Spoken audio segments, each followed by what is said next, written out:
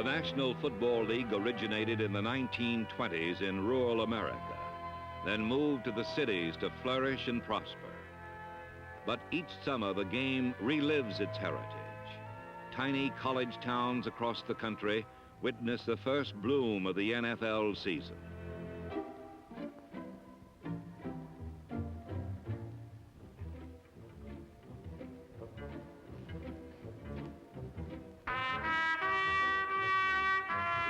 The summer of '74 began with just a few eager rookies because the veterans were out on strike. But after 8 uneasy weeks, the strike ended and coaches welcomed back familiar faces.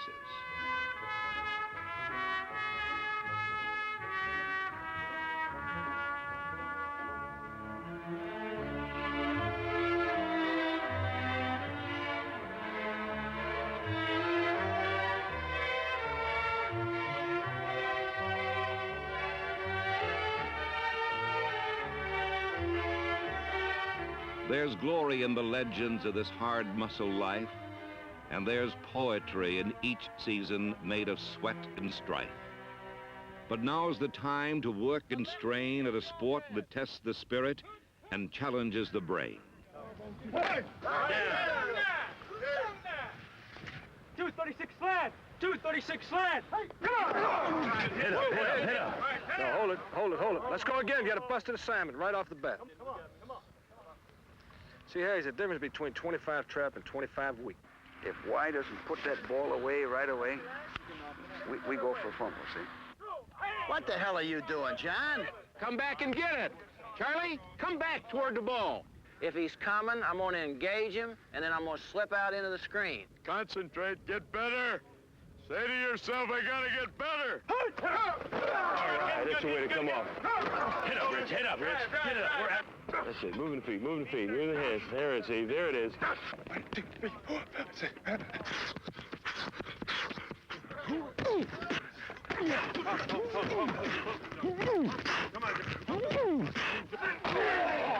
on.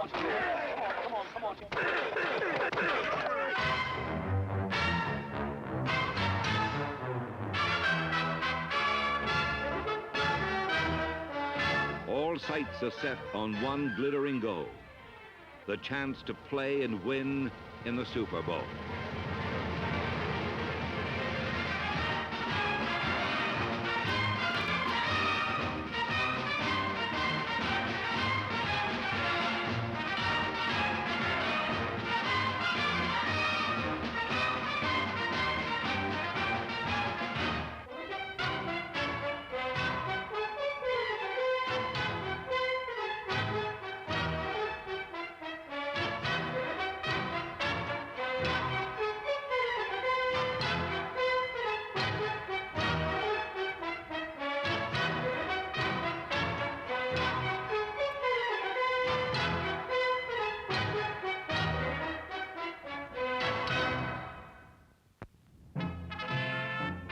Winds whisper of high hopes. Victory is in the skies. A season awaits with glory in her eyes. One joins with many on summer's green field. Time to strive, to dare, for all not to yield. Right from the opening kickoff, the championship chase of 1974 took on added dimensions.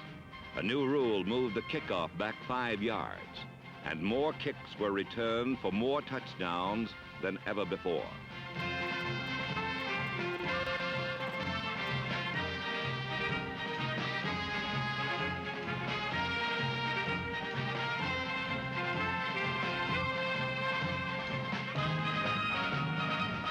On punts, another new rule permitted only 2 defenders to head downfield before the ball is kicked.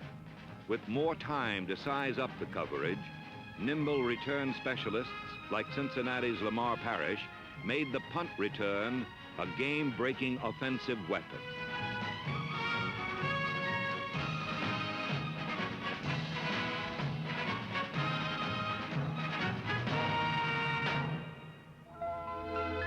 But summer is not for rules. It's for romance and adventure. Princes and maidens hear the wedding bell, while little boys gather with fairy tales to tell. Once upon a time, there was a tiny halfback who played for the New England Patriots. He was so small that his uniform did not fit, and you could only see part of the number on his back. Everyone laughed and said, "You're too small to play." But the tiny halfback knew better. "I know I can," he said, and practiced every day.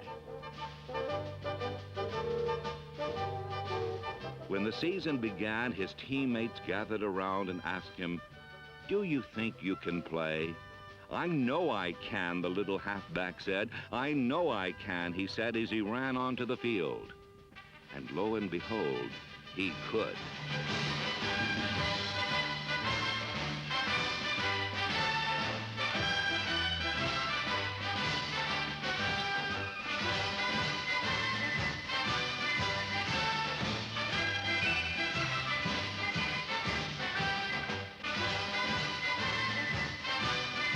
The little halfback who could is Mac Herron, and he was the inspiration that carried the New England Patriots to 5 consecutive wins and an early lead in the tough Eastern Division of the American Conference.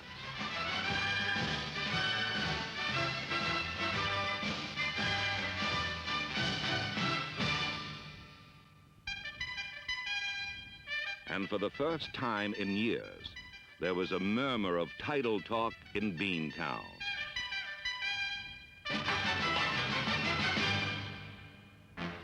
But titles were more than just talk in St. Louis, where Coach Don Coryell had restored spirit and togetherness to a team that had lacked both for years. Coryell put the bomb back into the Cardinals' playbook, and quarterback Jim Hart commanded the most complete arsenal in pro football. St. Louis exploded for 7 straight victories, and suddenly first place in the National Conference East was no longer the exclusive province of the Washington Redskins and the Dallas Cowboys. Against the Redskins, the bullet was better than the bomb, as tiny Terry Metcalf shot through Washington's defense for 75 yards, the longest touchdown run of the year.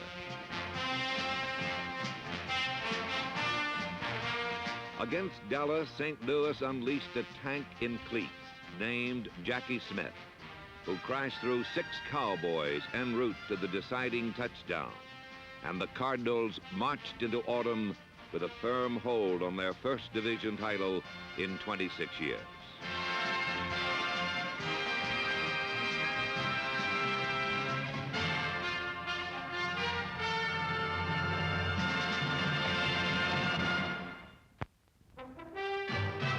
Autumn is a gypsy queen who dons a crimson dress, and wild along the land she runs, red blossoms on her breast.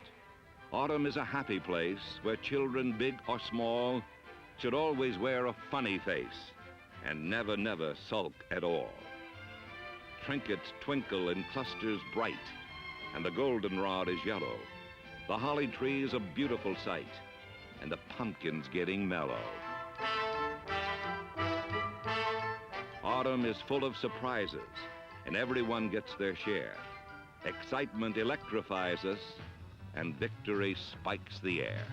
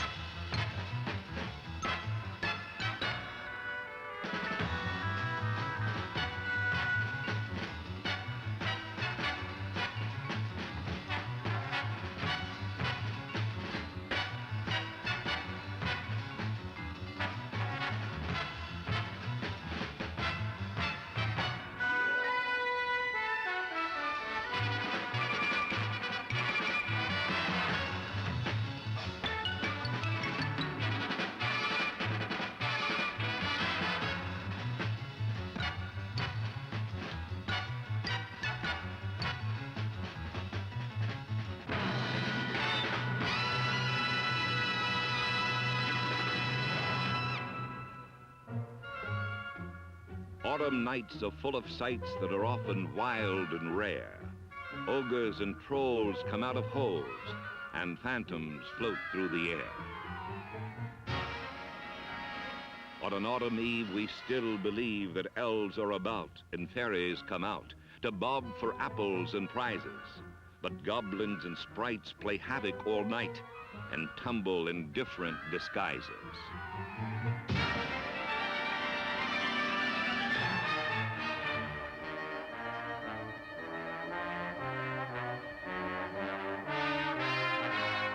When Don Coryell's Cardinals came to a Monday night masquerade party, they met Bud Grant wearing his game face. Grant's Minnesota Vikings came dressed as Central Division champions, but it was no disguise. Although Chuck Foreman and Fran Tarkington scored easily and often, the Vikings again relied on their old formula for victory. Keep the ball when it's yours, take it away when it's not.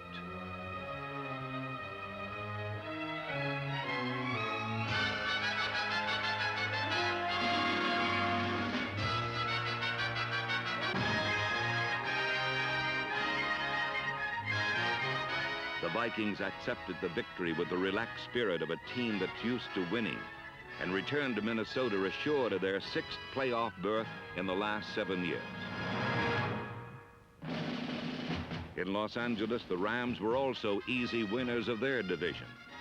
Super Bowl hopes blossomed under the California sunshine and flourished in the fertile enthusiasm of the Los Angeles Coliseum.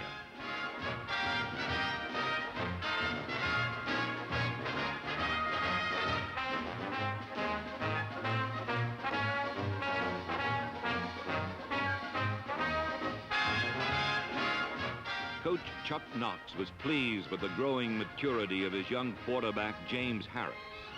But the cutting edge of the Ram attack was Lawrence McCutcheon, number 30, the leading ground gainer in the National Conference. But the Rams were even better at stopping touchdowns than making them. Their young, hungry defense feasted on opposing quarterbacks and allowed the fewest points in the NFC. By the middle of autumn, the Rams were celebrating their 2nd straight Western Division championship.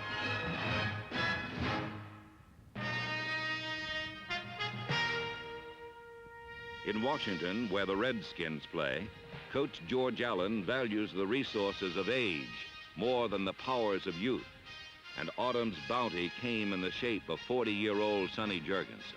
After 18 years in the NFL, the bones are battered, but the head is still red and the arm is still golden. After losing 2 of their first 4 games, the sagging Redskins rallied around Jurgensen, who put them back on the winning track with a come-from-behind victory over the Miami Dolphins.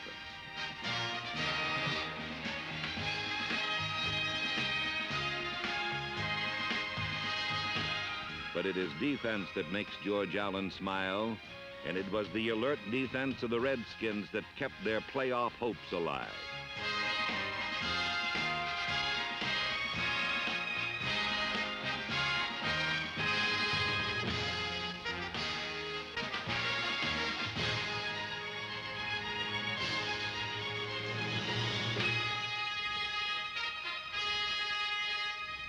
For Washington, autumn days brought victory and renewed hope and another chance at the championship chase. But for others, there was only the painful face of failure.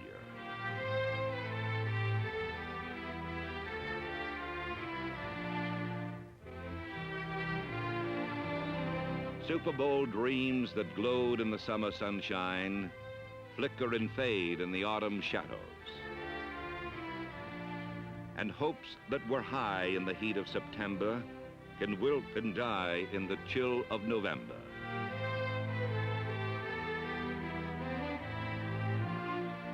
November can be cold and gray.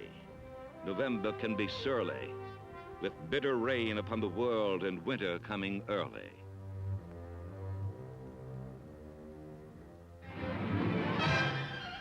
Do you fear the force of the wind, the slash of the rain? Go face them and fight them. Be savage again.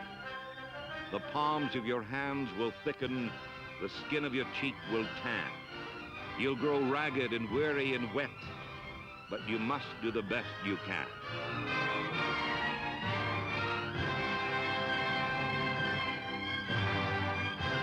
Joe Namath might not be the man for all seasons, but he was certainly the man for November.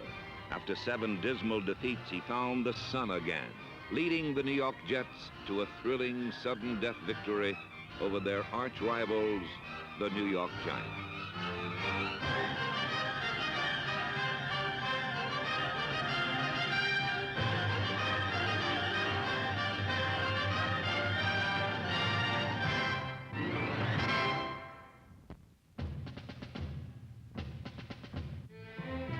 The autumn wind is a pirate, blustering in from sea.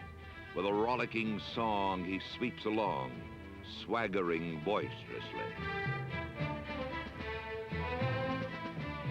His face is weather-beaten. He wears a hooded sash with a silver hat about his head and a bristling black mustache. He growls as he storms the country, a villain big and bold, and the trees all shake and quiver and quake as he robs them of their gold. The autumn wind is a raider, pillaging just for fun. He'll knock you round and upside down and laugh when he's conquered and won. After an opening day loss, the Oakland Raiders overwhelmed their next 9 opponents with an awesome passing attack led by quarterback Ken Stabler and wide receiver Cliff Branch, number 21.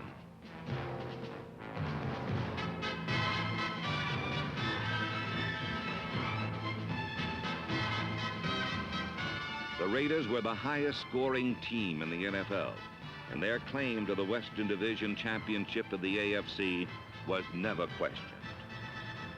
While the race was over in the West, in the East, it was just beginning. Coach Lou Saban brought his Buffalo Bills to Foxborough, Massachusetts, to challenge the undefeated New England Patriots. As expected, he built his game plan on the slashing skills of Orange Juice Simpson, number 32, and Buffalo dealt the Patriots their first defeat. In a rematch 2 weeks later, the Patriots designed their defense to stop Simpson, and they did. But Buffalo's defense was designed to win, and it worked. A 72-yard interception returned by linebacker Dave Washington put the Bills on the road to victory.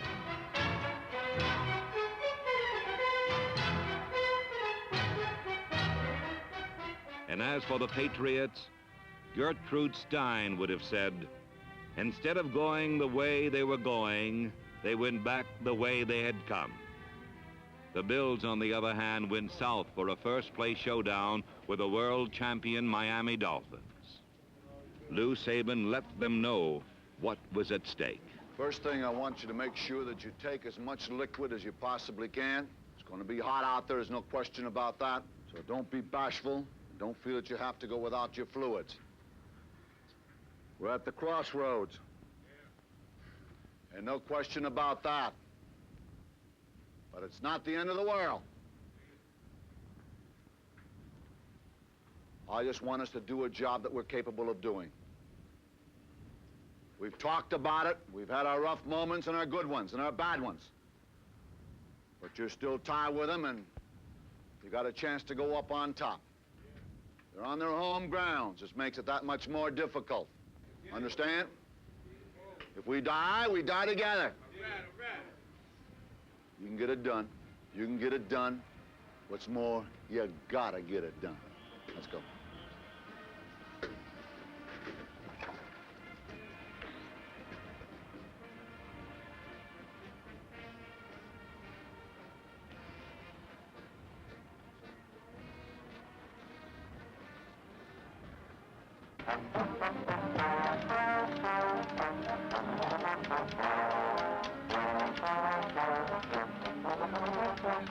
Saban had his team ready, but it was Miami that jumped to the early advantage.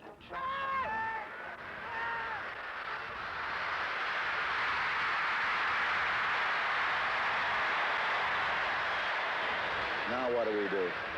We're 7 down. I know, Bob, but it's tough. Things got tougher as Miami stopped the juice and then put quarterback Joe Ferguson out of the game. Ferguson's injury forced Saban to go with an untested rookie, Gary Marangi. The Dolphins' lead seemed secure, but incredibly, Marangi's first pro pass found its mark. J.D. Hill's catch aroused the Bills, and they poured in to scatter the world champions.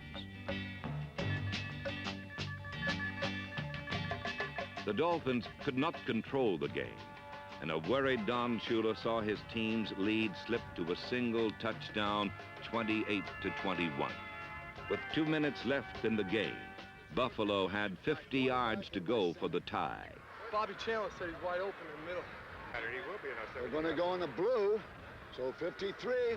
They try to hit Bobby in the middle. Got the idea?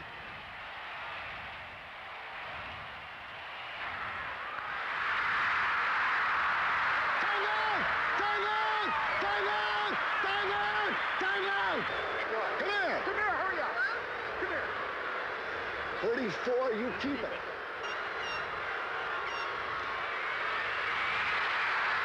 Time out! Time out! On the ball! You gotta have it. They'll be coming now.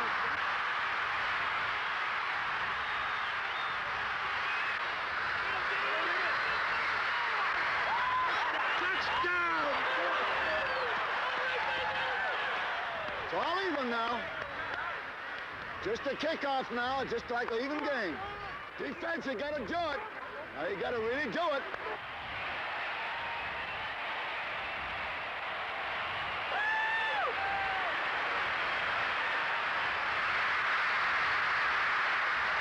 God almighty! Why don't we do that? God almighty! God, I can't believe it! What are we doing?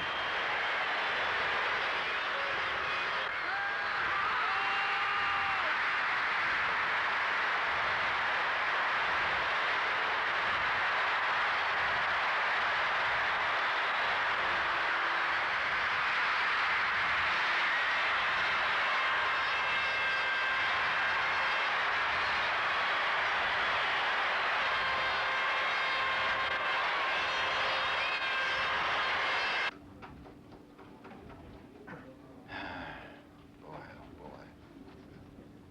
56 seconds and we let him get off the hook. That's about the extent of it. You had to be pleased with the way Marangi came in. Still 35-28. That's all I remember. We've got to beat these people one of these days, and we haven't been able to do it. But we're coming after them again next week. Well, you know, the guys, we got to move and the guys started hitting pretty good. Defense, you know, the defense kind of kept us in the game there, you know, kept getting the ball for us, and we started clicking there, and it looked like the momentum was on our side, and Miami came back, and that's exactly why they're the world champs.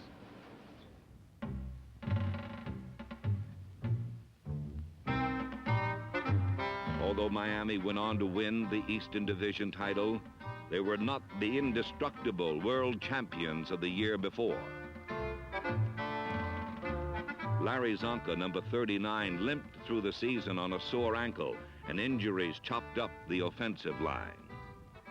A hard-striding rookie named Benny Malone, number 32, eased the obligations of the injured Zonka, but quarterback Bob Greasy was scrambling from defenses he had once dominated with precision passing.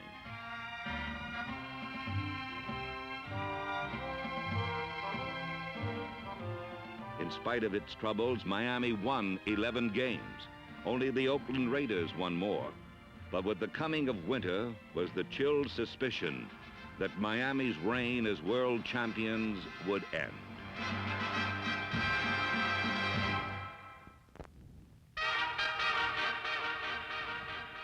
Something somber in the skies, something somber in the eyes of the men. Late autumn in the air, but something of winter in their faces.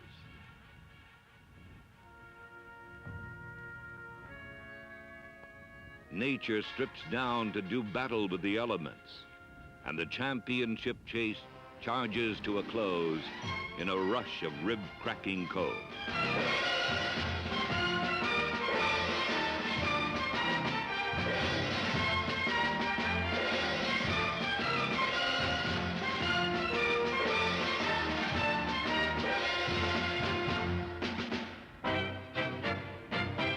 In Pittsburgh, Franco's army bundled up for a winter march behind Franco Harris and his closing drive toward 1,000 yards.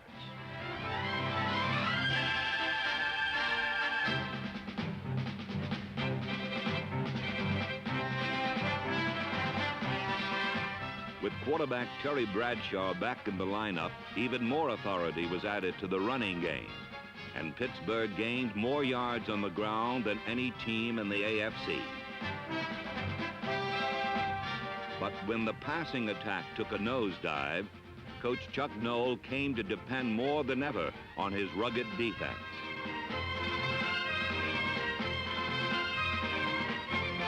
Few were the quarterbacks who grew fat at the expense of the Steelers secondary, and Pittsburgh's pass rush was the most fearsome in all of football.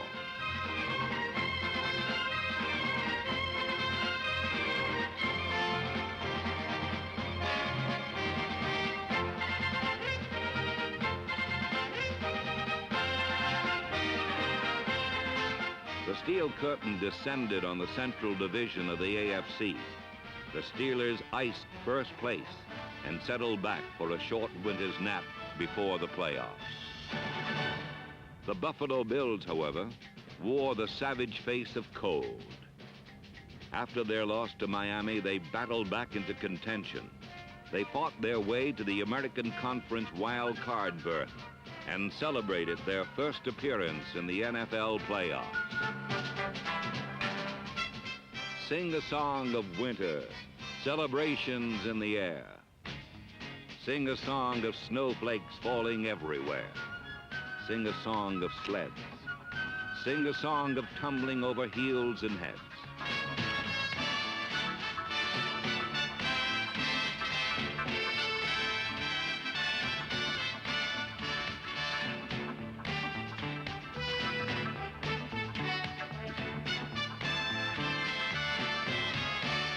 Frosty days with a furry collar, a time when the sun is a silver dollar, and the hills are filled with goose down stuffing, and your breath makes smoke like an engine puffing. Through the wasteland of winter, the cold wind moans, but the will to win can warm old bones. The proud old pros of the Washington Redskins showed that although age may slow a man down, emotion can speed him up.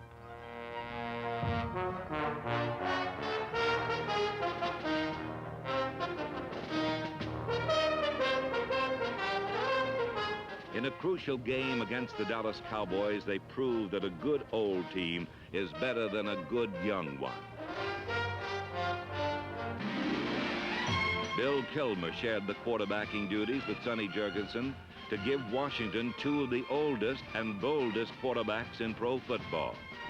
The Redskins won 6 of their last 7 games and earned the last wild card berth in the playoffs. The countdown toward the playoffs begins. 8 teams have succeeded. The rest have failed. But all have shared in the championship chase. 1974 was truly a season of opportunity. More rookies made the NFL than ever before.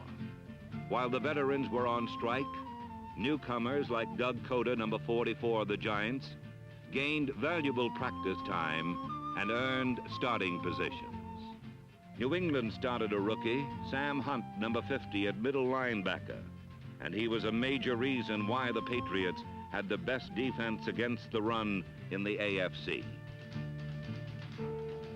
The Pittsburgh Steelers won the American Conference Central Division with 14 rookies on their roster, the best of whom were John Stallworth, number 82, a wide receiver from Alabama A&M, and Jack Lambert, number 58, their starting middle linebacker from Kent State.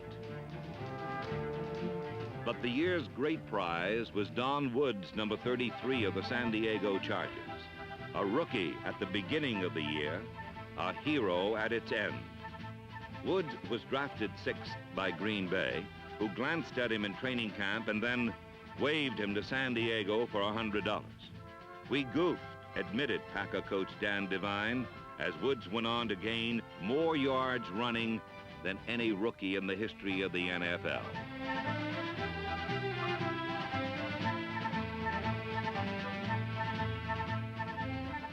Woods' performance, as good as it was, did not match up to that of Otis Armstrong, number 24 of the Denver Broncos. In his second year in the league, Armstrong gained a total of 1,407 yards, averaged 5.3 yards a carry, and won the NFL rushing championship.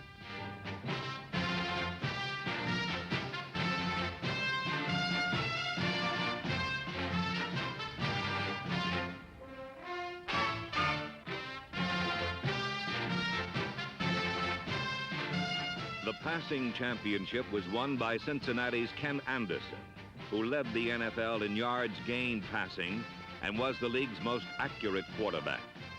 His favorite receiver was Isaac Curtis, number 85, and 1 out of every 3 completions to Curtis resulted in a touchdown.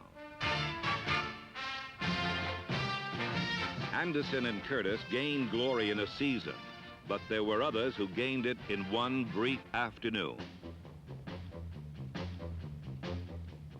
On Thanksgiving Day in Dallas, rookie quarterback Clint Longley, number 19, packed away enough thrills to fill up most people forever. Against the Redskins, he led the Cowboys to 2 touchdowns. And then, with 35 seconds left to play, and the Cowboys trailing by 6 points, he put his arm and heart into a 50-yard rainbow that won the game for Dallas.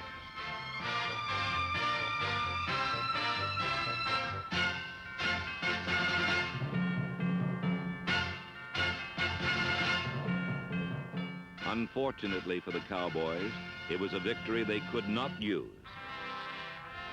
The next week, they were eliminated from the playoffs for the first time in 9 years. While the Cowboys were learning about defeat, a long-time loser was learning what it feels like to win. The Houston Oilers entered their final game with a chance for their first non-losing season in 5 years. And the man responsible was Coach Sid Gilman. Everybody up here! Let's go, come on, wait in his first full season as head coach of the Oilers, Gilman turned a bunch of ragtag rejects into a solid team. We've had a great season. Been a hell of a season. But they remember by the very last game that you played. We've got to get this one. And the only way we're going to get it is everybody put forth 60 damn minutes of everything that you own. Do that, and you're going to win. Here. All right. 60 minutes. Let it all out. Let's go. Dan, you might think, too, of 76Y corner. Tom Wright with monster. Tom Wright with monster. 33 years in the game have not diminished Gilman's drive and ambition. And football remains his passion as well as his profession. Oh, Willie! Hit him, Willie! Damn it! Oh, what's the matter with you? Drop! Drop, dummy!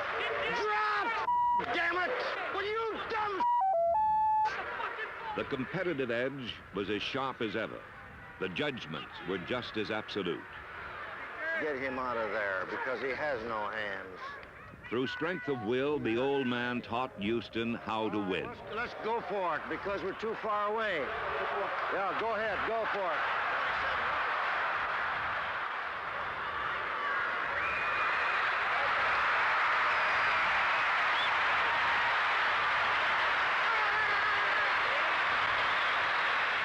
In the end, 7 wins would not earn the Oilers a playoff berth, But pride and respectability had returned to Houston, and Sid Gilman was honored as AFC Coach of the Year.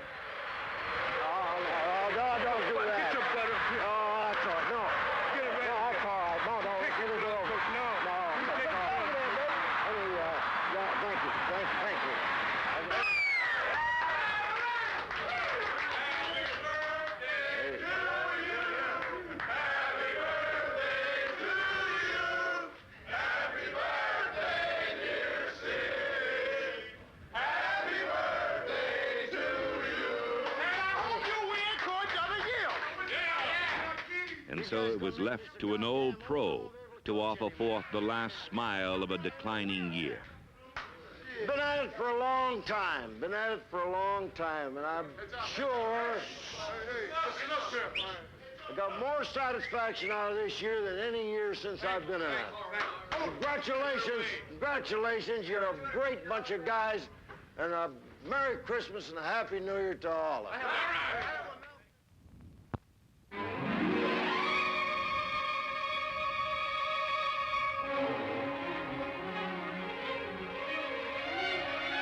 Pro football is a game, not a war. It's for win or lose, not life or death. But say that in the summer, for winter brings the playoffs and a season is at stake. Don Coryell brought his St. Louis Cardinals to Minnesota, and his big play offense burned the Vikings with an early touchdown.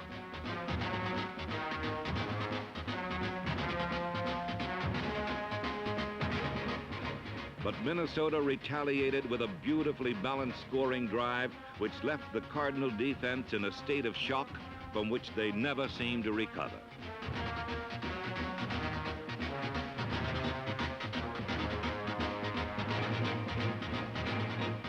The Viking defense dominated the game in the second half and once again demonstrated their ability to break a good club in half like a twig.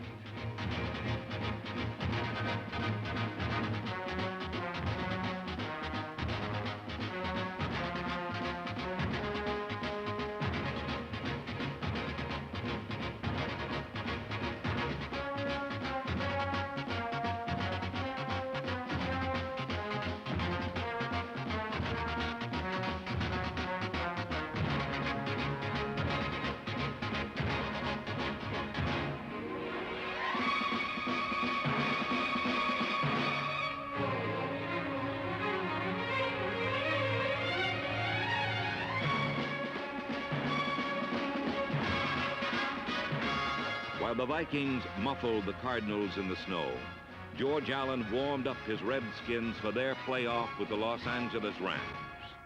Just one thing. We wait a lifetime for this opportunity. We play as 47 men. They can't get it.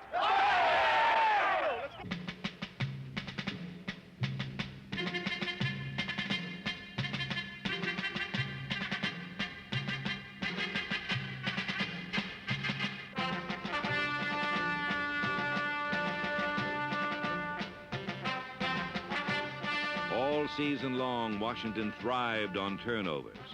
But against the Rams, they coughed up fumbles and, ironically, choked on their own mistakes.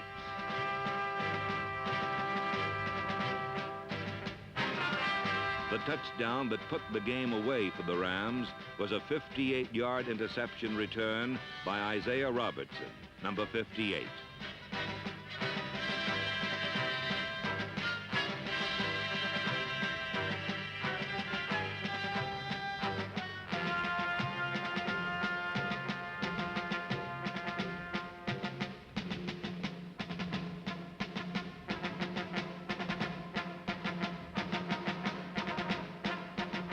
Defense won the game in Los Angeles, and defense was expected to be the deciding factor in Pittsburgh, where the Steelers met the Bills.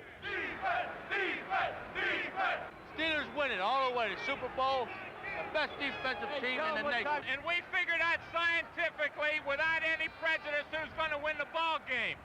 The Steelers are going to win because they're hungry. They didn't have no breakfast today. They've been waiting for the juice. We're waiting for for the juice. Juice, juice, juice. Name of the juice, juice, juice, juice, juice, juice, juice, juice, juice, juice, juice, juice, up the house here. Go Juice! Come on, Juice! Come on, Juice!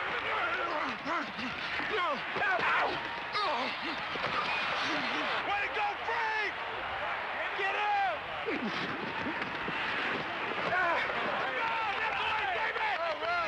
All right, let's go, speed up! Come on, Bo, let's knock him down, Bo!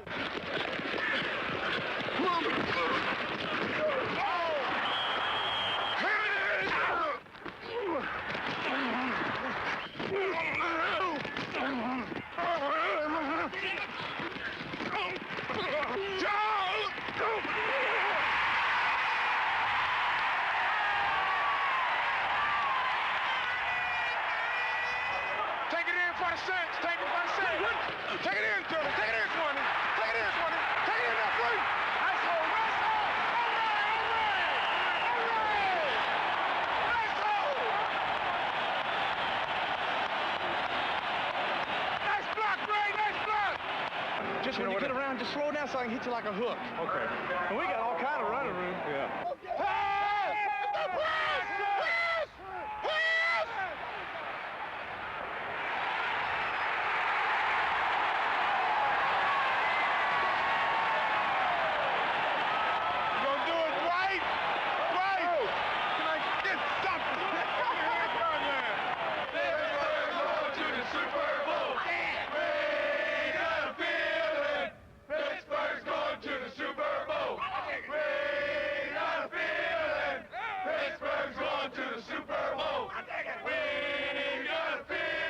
While the Pittsburgh fans sang their prophecy, the Oakland Raiders set forth to challenge the world champions.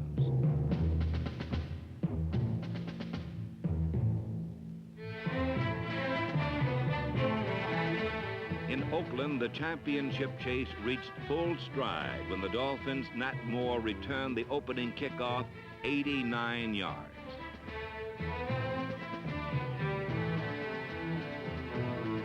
But Ken Stabler blew the wind back into Raider sails as he rained touchdowns down on the Dolphins.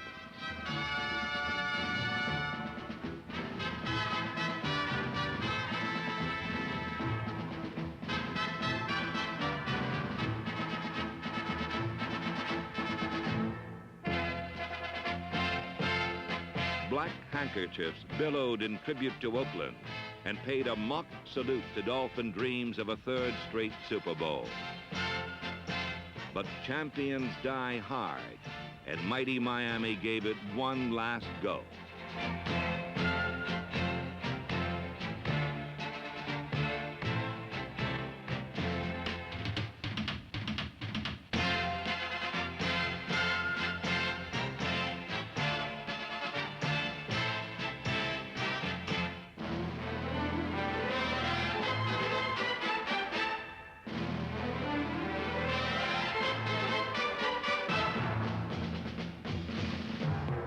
With time running out, the poised Raiders moved with the confidence of a team that had begun to feel it was unbeatable.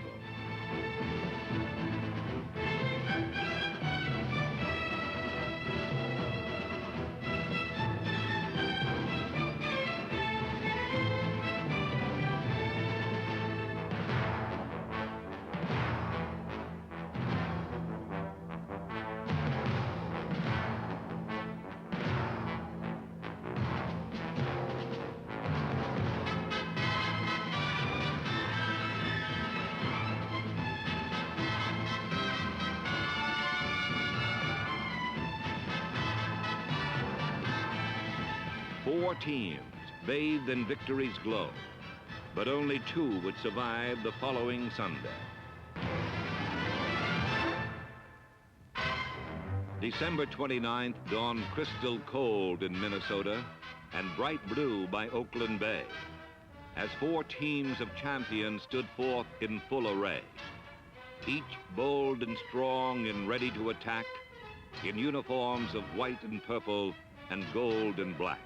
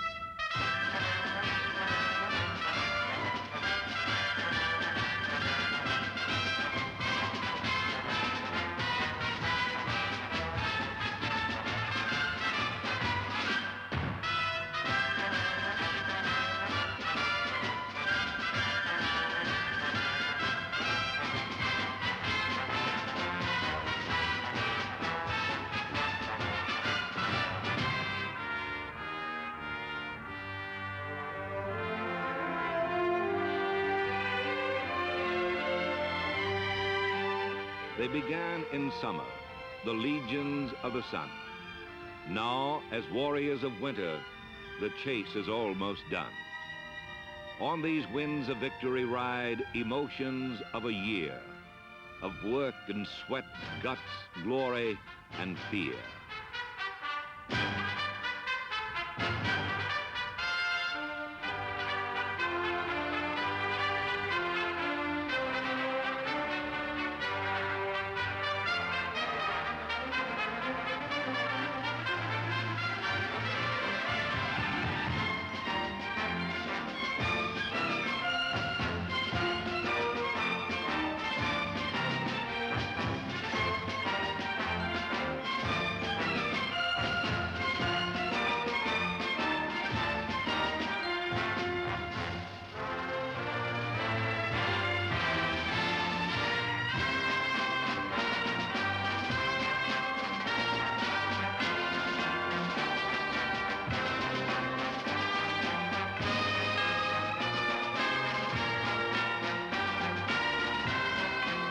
Two teams have gained a champion's fame, two teams of men both skilled and game.